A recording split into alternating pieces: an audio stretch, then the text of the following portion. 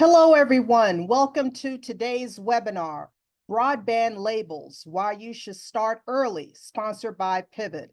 Our presenters today are Travis Chillemi, Director of Web Services at Pivot, Jeremy Graves, President at Pivot, Monica Santi, Vice President of Marketing Services at Pivot, Bailey White, Vice President of Product Development at NRTC.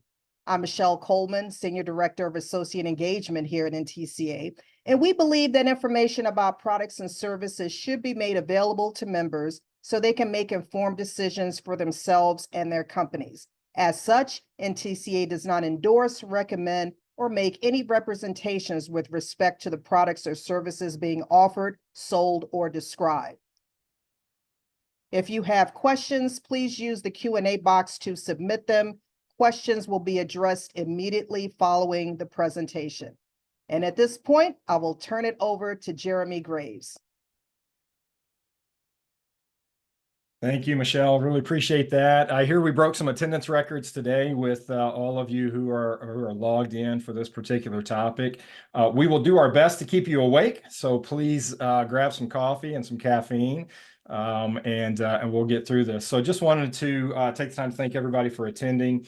I also want to thank NTCA for their partnership in getting this webinar created, and of course, our friends and family with CrowdFiber and the entire NRTC family, and our team at Pivot for putting this together. So thank you. So we are here today to talk about broadband labels, and as you know, this new broadband nutrition label requirement, it was designed to inject some clarity into the broadband buying process. And so that's exactly why we're here today, because we hope to inject a little clarity into all of the requirements that you are going to have to meet and some of those time frames. And so not just in terms of the creation of the broadband label, but also how does it get incorporated into your website? And then even further from that, how do we train your teams so that we can meet all of those requirements? So a lot of stuff to get through today. So with that, just thank you again for attending. I'm going to now turn it over to Monica Santi, Pivot's VP of Marketing Services. Monica, take it away. Oh, you're muted, Monica.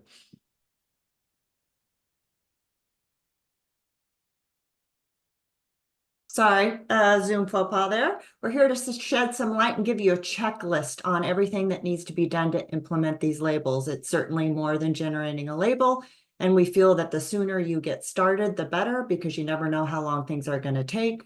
And if you're relying on outside support, they may get overburdened with other providers they're helping with. So let's start by talking about due dates. You're probably all aware of this, but just want to level the playing field. If you've got more than 100,000 subscribers, you have just a few weeks left. If you have fewer than that, you have till October 10th. And while that may seem like some time, it'll be here before you know it. You know how time flies. So for today, we are dividing our checklist into three main areas: label creation and management, point of sale compliance, and training. So first off, we are going to talk about label creation and management.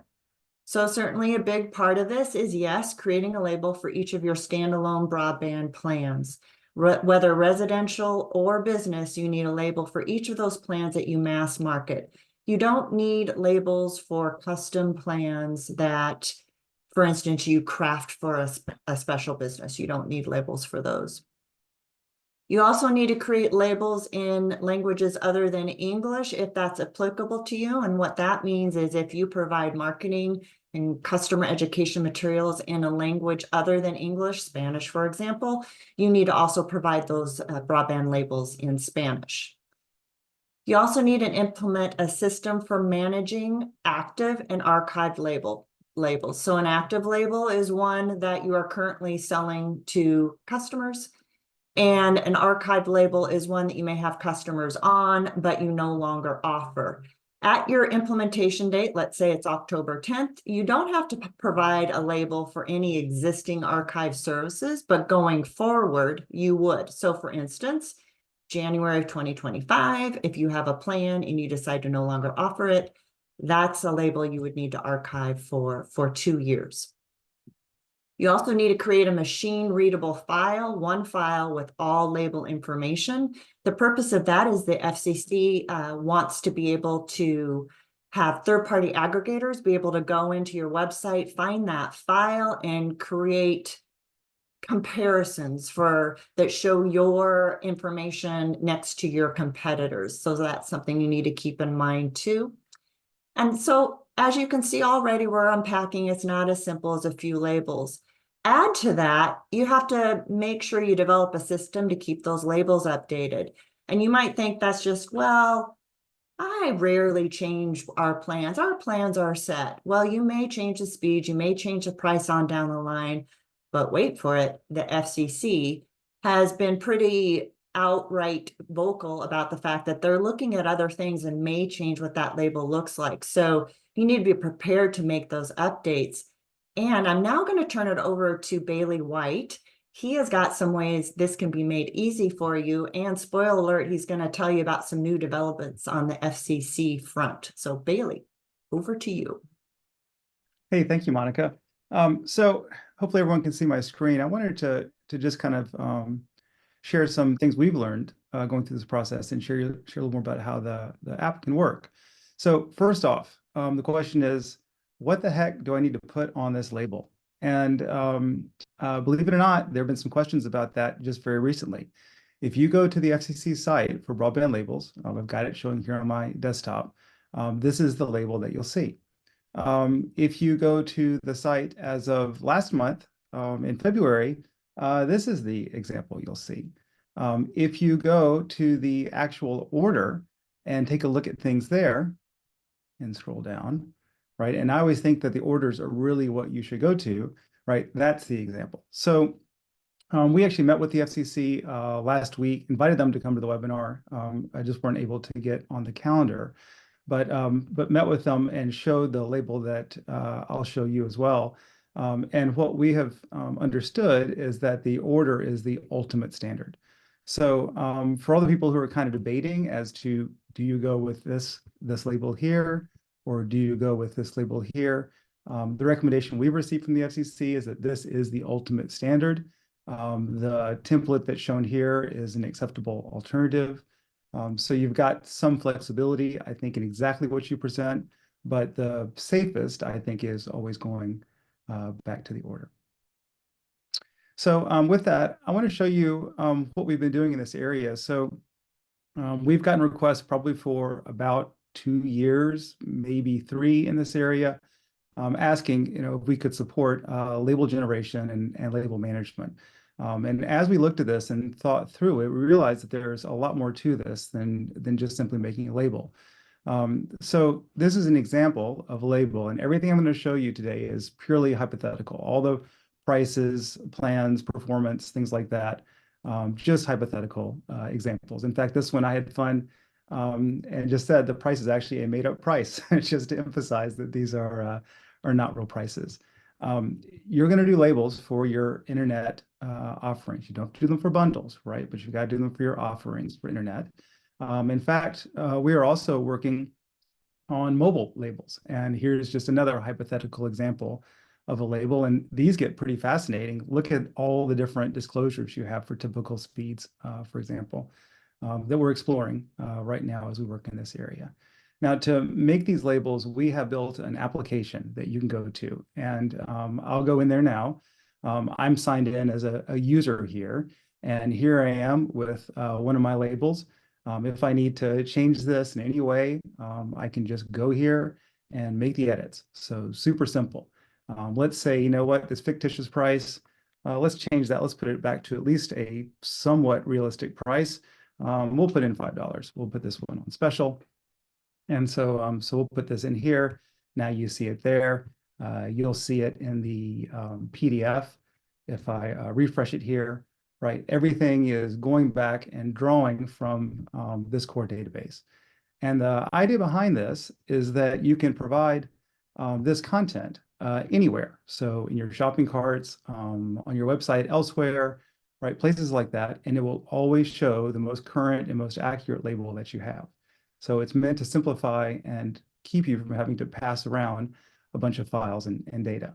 Now, how do you do that? That's great, working one by one, but how do you do that in mass? We have a tool here to be able to work with any number of labels. We already have providers using this application that are over 200 labels. So this can get to be big.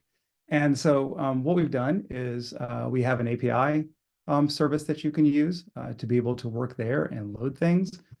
We also have something that's probably really getting the most use right now, which is working via CSV. So I can export all my data out of CrowdFiber.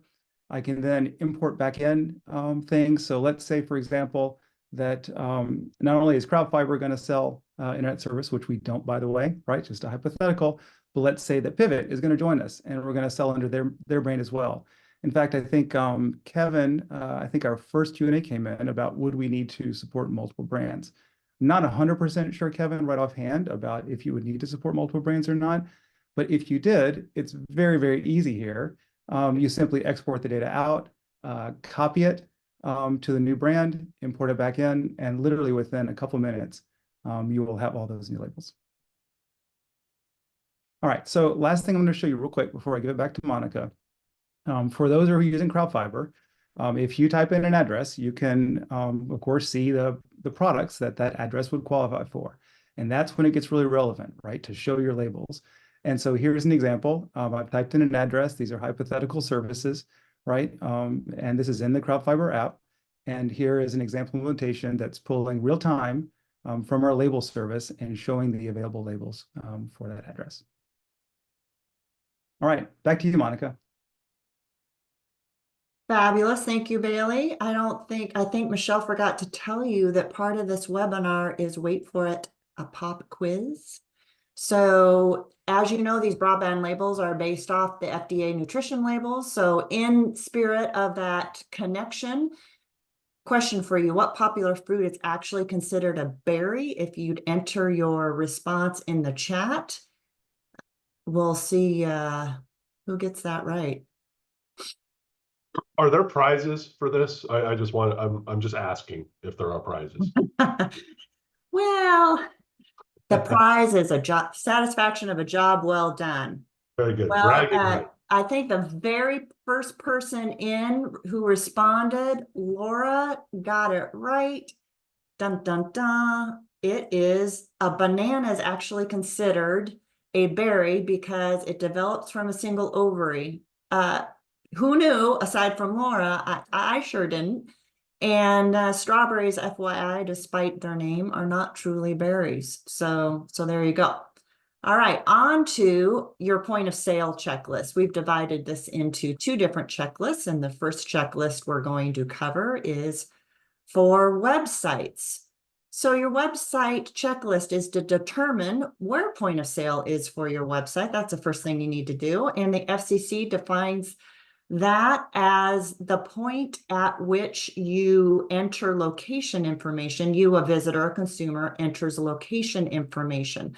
So that could be an address. I know some of you might have somebody select a county or a city. So any of that sort of geographical location information, labels have to show after that's done, because that's at the point the consumer is going to comparison shop. You have served up what plans are available to them.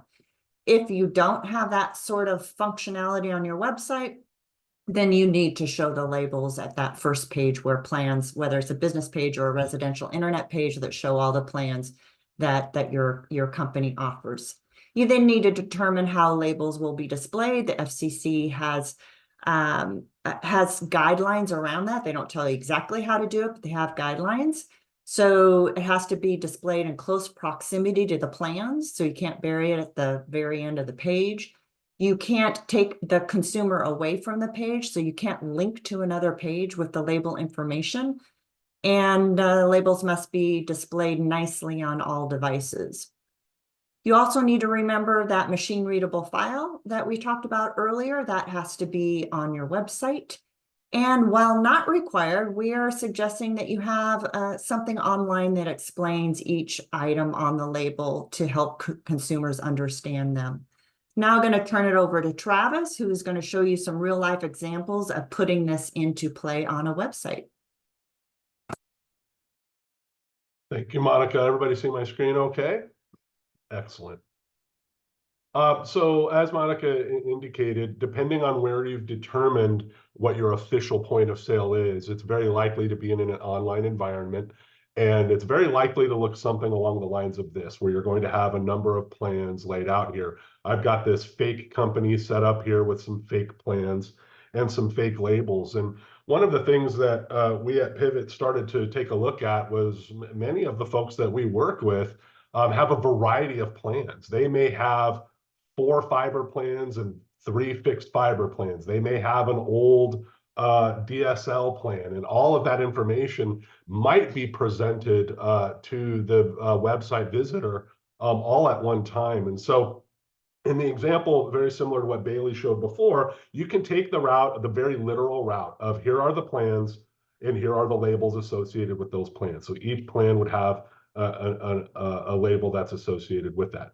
Probably the easiest approach to use. However, you can imagine what this experience might be like in mobile, right? When we take this screen and we fold it down into a tablet or a mobile device, which probably half of your audience is visiting your website on this kind of device, then all of these labels, all of these price plans can be very, very overwhelming. So we've looked at a couple of different ways to achieve this. One being showing the plans and the pricing information, and then putting the labels into some sort of accordion or drawer. So if the consumer wants to see the labels, they're presented with that label information that they can then go in and make a decision using this information to help them along. We've also explored ways to do that in a pop-up. And so here are the again, the same plans here. And then when I click on see broadband labels, I get a pop-up that shows the plans. All of these would, of course, work on tablet, would work on mobile, but it's just different ways that we're looking at to implement these labels that are generated into your website in a user-friendly way, or as user-friendly as possible.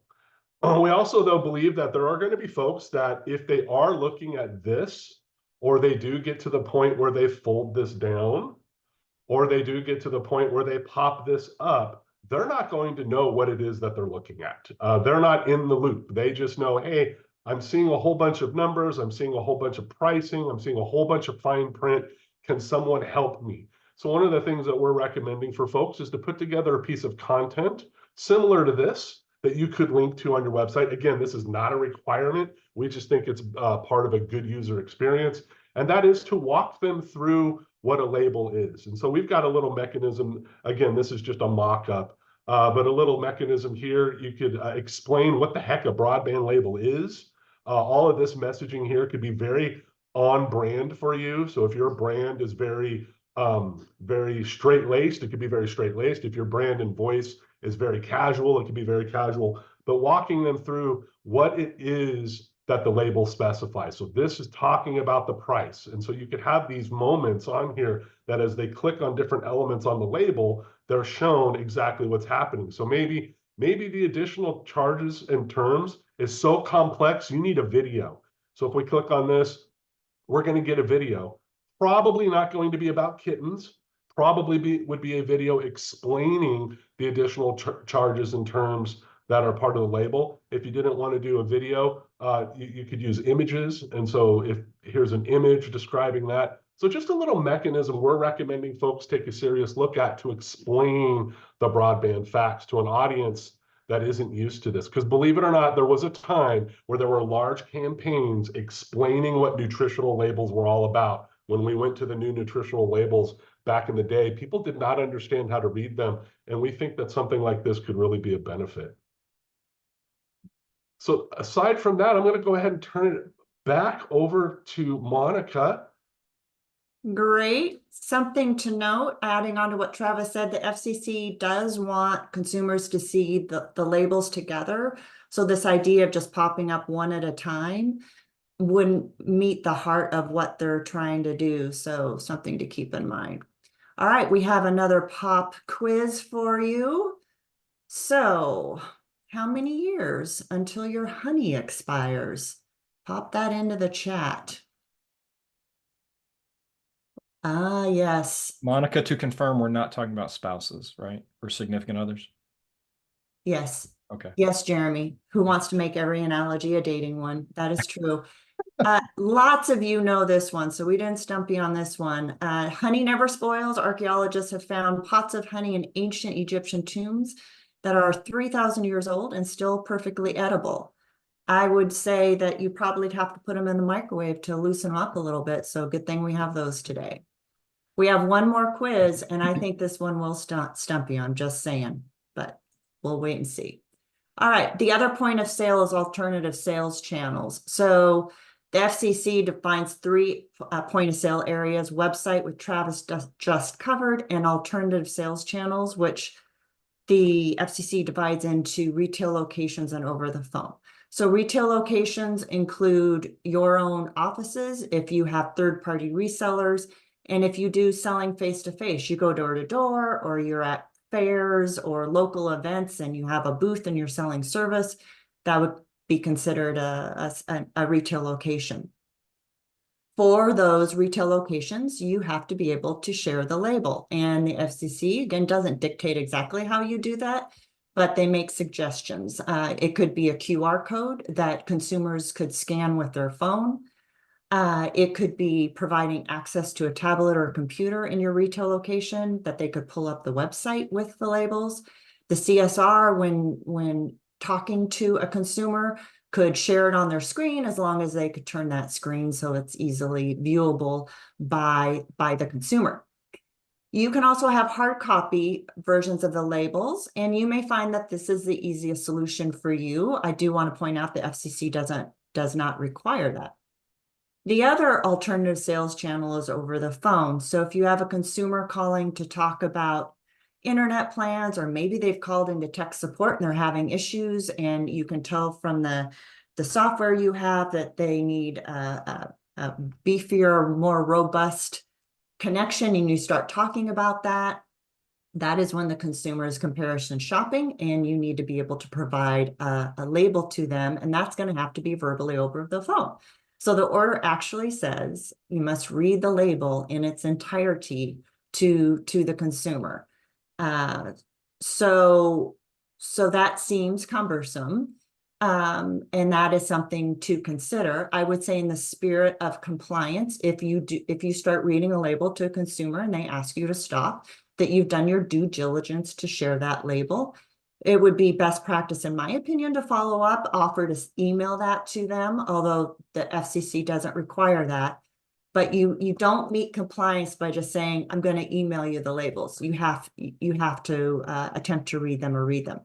I've had some folks talk to me about, hey, could I send them to a recording? Remember those long distance change carrier days?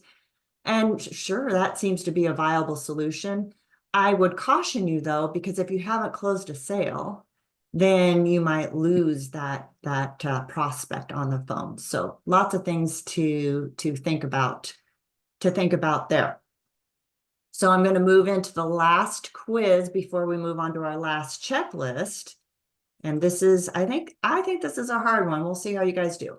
The average American eats how many acres of pizza in their lifetime? I'm not seeing the right answer. I'm seeing infinite. It's going too fast for me to catch that, but I like the infinite. That was very good. All right. The answer is 18 acres, which, to put in perspective, is the equivalent to about 13 football fields, which it just seems amazing to me to think that I might eat that much pizza by the end of my life, but who knows? All right, moving on to our last checklist, that is training. So the FCC requires, they want to understand and have access to information about how you are directing consumers in alternative sales channels, in-person, retail location, and on the phone. And they want to see your training around that. And then you have to keep that for 2 years. So documentation of how you're sharing labels and the training materials you use to train your staff. So in order to do that successfully, it's not only how you're going to share the labels, but obviously your staff is going to need to understand what is the broadband label requirements, how they share them, understanding what they're sharing. Obviously, that would be key. And then talking to consumers about labels in a way that represents your brand well and is helping the consumer. So we put together an on-demand course to help you with these training requirements, and Jeremy Graves is going to tell you all about it. Thank you, Monica. So in the same fashion that Pivot created our 6-week professional development program and the CP&I red flags rules training that you guys all had to take on an annual basis, and just like other ones we have, like our broadband fundamentals course for new staff members, we've created this in the same fashion. So this is through our learning management system. And you can see here that we've broken the training into 5 different customizable little kind of bite-sized elements. Now we say bite-sized, this will take your team a little bit of time to go through because there's a lot of stuff for folks to really truly understand. So I'm going to go in and kind of discuss each one of these courses, but I wanted to demonstrate what this is going to look like for you and your staff members. Now, let me pause by addressing the question of who has to be trained. And certainly we know that frontline staff members, sales representatives who are having conversations about pricing, customer service reps, member service reps, retail store staff, they all need to be trained on labels and in how to have these conversations. Because remember, the training is not just based on what is the label. The training also has to be, how do you bring it up to somebody? How do you incorporate it into your conversation in a way that doesn't sound weird or like kind of out of the blue? And so we want to help with that. Your marketing teams also will need to be trained, because as they continue to develop information for your website, and if labels change, they need to make sure that they understand what's going on. Customer support, billing folks will need to go through training. And then we also suggest that management and executives potentially at least go through some of this, and any legal and compliance folks that you have. So it's really hard to create training courses that speak to everything you need to know and everybody who needs to know it. So I want to preface this with the fact that these things will have to be updated. As you guys probably know, even recently, the FCC has gone back through and made some changes. And so as these changes occur, we're going to need to go back through, if you're choosing us to do this, and update our training from time to time, which might mean you're going to have people go back through the training. So we'll figure out what the best method for that is. There was a question earlier that popped up and said, is ACP still a requirement? Well, it was whenever they first launched, the nutrition label requirement, but now the ACP is going away. Now that has changed, right? And so we just know that these things will change over time. So bear with us as we get those changes, create new content material for you to go through some of that. So as you can see here, there's going to be, there are really 4 different training courses to be able to go through, and all of this is part of an overall curriculum. So just an introduction is going to be course 1. Then we're going to go through in course 2 and go through parts of the label, because the label is a lot of stuff on the label. So we have 2 different elements there. Parts of the label A, parts of the label B in course 3. The 4th course is going to be providing label information to consumers. So how do we talk to people about this? What does it sound like? What could it sound like? And it's not that we're directing what you have to say, but we're giving you suggestions and ways in which to bring that up in really meaningful ways. Now, course 5 is the one that I want to pause on just for a moment. Course 5 is one that we are setting aside to create it's a customizable module for you. So what that means is, Monica just mentioned that you're going to have to document how you're training your team. Well, all of you may want to train your team a little bit differently, or may have different processes that go through this. So Wendy and Leif on our training team have come up with a way to create your own customizable module that you can have that speaks very specifically to how you are doing things and how you're documenting things. So that way, when you bring on new staff members, they can run through that, and it's very specific to your own organization. So that's probably something unique you're not going to see anywhere else, but wanted to make sure to go ahead and create that because we knew you're going to need it. And so this will be an easier way to be able to make that happen for you. So very quickly, I'm going to go through and share my screen, and let me pull up here. So this is actually, you're kind of looking at the inside of our LMS content. So this is where your staff members will be able to log in. You see all of the different courses that I just showed you. And so I'm just going to click into the broadband labels, the introduction course. And what you're looking at here is what it actually will look like for your learners when they come into this. And so I just wanted to go through and share at a super high level what's going to be included in your courses. In course one, as I mentioned, it's going to be a complete overview of the order of the broadband labels, what it is, why it matters, why the FCC is doing that. Course two is going to go through and start going through line by line of the label itself. There's a lot of information on there. A lot of your questions over here to the right were actually like, well, do we have to have promo offers in there? Do we have to have expiration offers in there? So we're going to want to make sure to go through all of that with each one of your team members so that they understand what it means. So they had to be prepared whenever one of your consumers or potential consumers asks about it. Course through three, again, it's more about the labels because there's just so much in it. We wanted to make sure that as people went through each one of these courses, that they weren't sitting there for hours and hours for one course. So we divided that into two. And then, as I mentioned, this is course four is just about how we're going to go through and talk to consumers about this. Now, one reason why I also wanted to demonstrate this was because I wanted to show you a little bit about what the course actually looks like and the feel of the course, because there are a lot of kind of clickable elements within the course for your staff.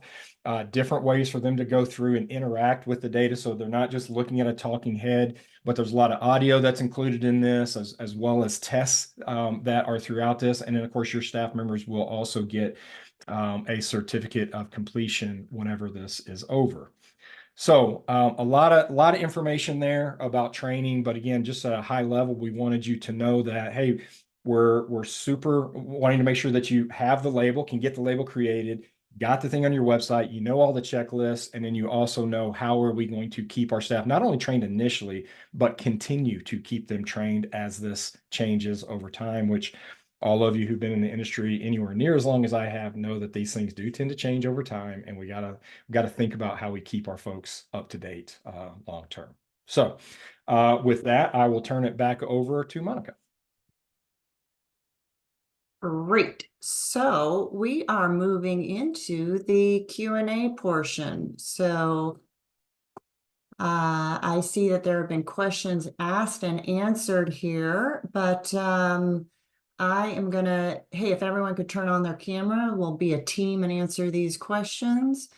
So I'm gonna go to the open questions first here. Michelle, I'm sorry, Michelle, are you facilitating this or do you want me to do this? We have been answering a lot of questions throughout. If anyone else has questions at this point, please type them in the Q&A box. But first off, I would like to ask, is it okay if we post this presentation on our website? Yes, please do. Great. So for those of you who want to share with your coworkers, the presentation will be on the NTCA website starting early next week, the deck as well as the recording. So if you just go to the events tab, webinars and archive webinars, you'll see it there. Monica, I'll jump on that first one from Katie. Great question. These courses, are they free or available on the website? We can't discuss pricing on this, but I can tell you that they're not free, but super reasonable. I'll take the next one. So do labels need to be visible at all times, unlike the click drop down menu or the click and open? That's I would say a bit of a gray area. What the FCC says is they have to be in close proximity to the plan. They have to be all, shown at once so you can compare, and you can't have people can't click an icon and click away to a site. So Travis showed that example where they're all just right there, clearly in compliance. We have the accordion, which we feel meets the spirit of what the FCC is asking. If you have really specific questions, I'd suggest that you talk to your regulatory expert on that. And it's become a little bit of a practicality situation where you can imagine if you're on a website and you offer 6 or 7 plans, fitting 6 or 7 labels on the screen, even if you have a large screen, is going to probably require some sort of interaction, whether it's a scrolling, an accordion, a pop-up, something to allow you to navigate that. And that doesn't even take into consideration if you're on a tablet or a mobile device. Right.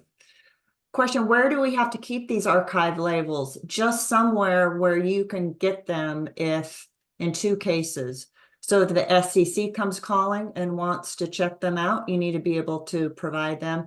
And also, once you're beyond that October 10th date, because remember, on October 10th, if that's your date, you have no archived labels. You start with your active labels and you move forward. But in a couple of years, you will have some archived labels because you've probably maybe stopped selling some plans. You would need to have, but you might still have customers on them, right? You're no longer selling them, but you have customers on them. So that archive label would also need to be available to that consumer if they wanted to give you a jingle and ask about that. Yeah, and just to add to that one, Monica, if you, in terms of where to keep them, you can certainly keep them in the app, right? So the Broadband Labels app has an archived area, and you can move your active labels to archive where they can stay for 2 years until I think they age out from the FCC obligation. So that's what makes it easy, because otherwise you're going to have a system. Somebody's going to have to be managing that as roles and responsibility changes. It's just one of those things that you need to decide if that needs to be on your list. Is the widget available on WordPress? I'm not sure which widget. That one probably is the Broadband Label widget, and Travis's team is already doing it in WordPress. So I think the answer is 100% on that one. Yeah, it's not technically a widget. Where WordPress has widgets native to it, but it's an HTML. It's a block within WordPress that can take the CrowdFiber label and embed it into the WordPress page. Will the checklist from the presentation today be available? It absolutely will. Matter of fact, it's even expanded a little bit from what we did today. So this presentation, as Michelle said, will be on the NTC website. We'll follow up with an email with a PDF of the checklist that, again, is a little bit more expanded than what we provided today. Bailey, would you send your contact information to Derek, please? All right, will do.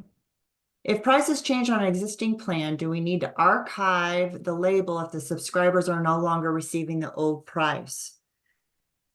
No.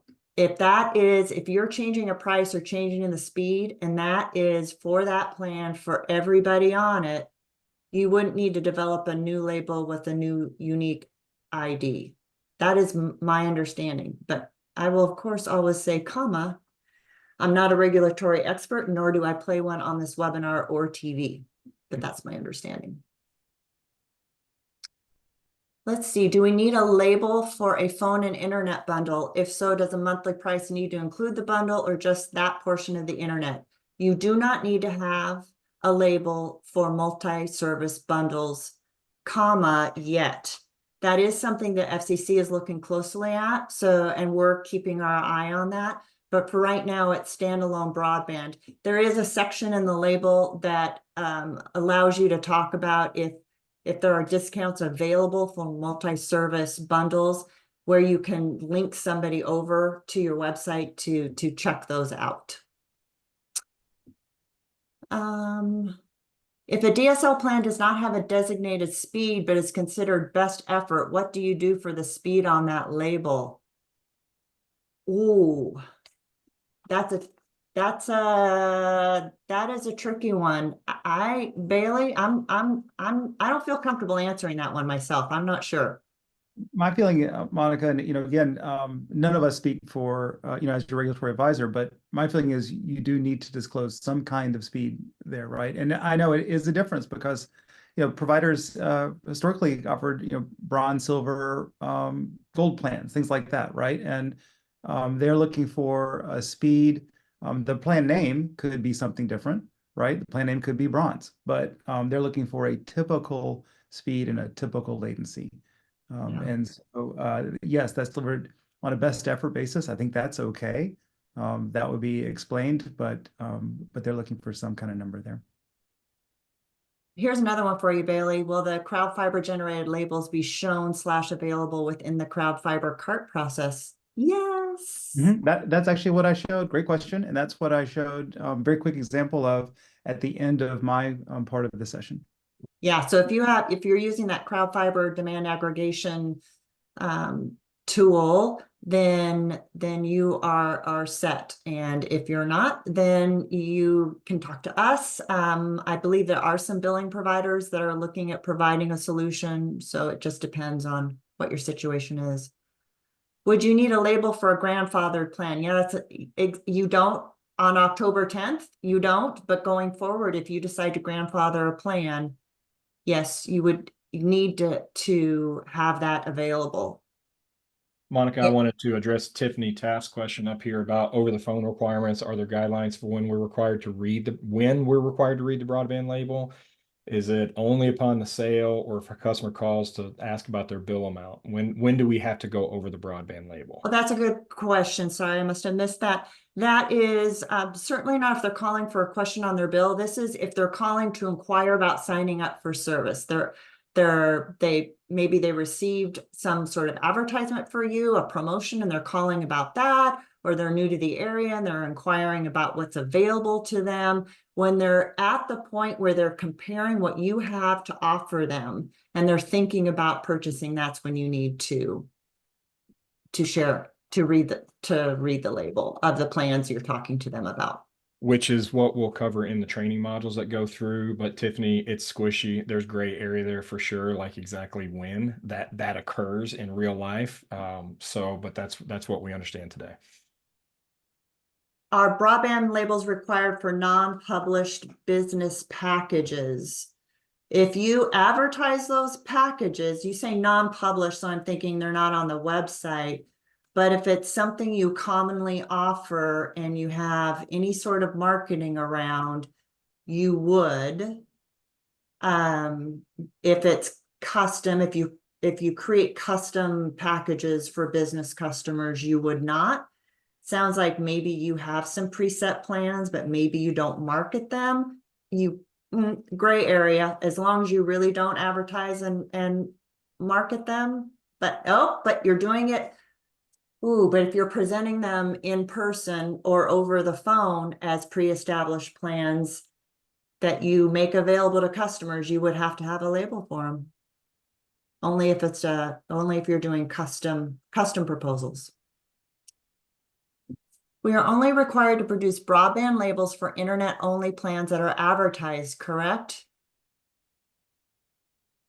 Oh, sorry, I lost the question for a minute. Or we have a copper internet-only plan, but it's not shown on our website. Do we need to have a label for that offering too? Similar question. If you're going to sell that, if it's not on your website and it's not in materials, but you're going to talk to consumers about it, whether they're in your store or on the phone, that would be considered, marketing, advertising. So you would need to have a label for it. The first part of the question, only internet-only plans that are advertised. That is correct, but advertising is more than sending a postcard or a Google search ad or a bill insert. It's you advertise and sell and present information when people are in the stores and talking to you face to face or over the phone. I think, do we run through all the questions? I think we got most of them. Yeah, I think so, Monica. And one thing that probably should mention on the question about price changes things. So one thing we do have in the app is version tracking, history tracking. So that's another benefit versus people, kind of making these things manually, is you will be able to go back and see who changed it. When did they change it? What did they change it to? Right. So you've got that kind of control. Great. Well, you'll see that there is an email and a website. So a website to learn more about the support that CrowdFiber and Pivot are offering is available at that website, and an email if you have specific questions you want to follow up with.